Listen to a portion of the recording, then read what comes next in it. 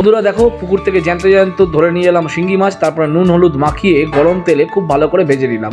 ভেজে রাখার পর একটা পাত্রে তুলে নিলাম। অন্যদিকে কেটে নিলাম হচ্ছে পেঁয়াজ, টমেটো, ধনেপাতা, কাঁচা লঙ্কা। তারপরে আলুগুলো কেটে একটু নুন হলুদ মাখিয়ে সুন্দর করে গরম তেলে ভেজে নিলাম। একটা পাত্রে আলুগুলোকেও তুলে রাখলাম। এবারে শুরু হচ্ছে মাছ তৈরির পালা। ওই গরম তেলের মধ্যেই কেটে রাখা পেঁয়াজ, টমেটো খুব সুন্দর করে নেড়ে ছেড়ে ভেজে নিলাম। তারপরে একটু টক দই দিয়ে দিলাম হচ্ছে আদা রসুনের পেস্ট, লঙ্কা কাটা, তারপরে ধনে গুঁড়ো, জিরে গুঁড়ো, হলুদ গুঁড়ো, স্বাদ মতো লবণ, আর হচ্ছে তোমার লাল লঙ্কার গুঁড়ো।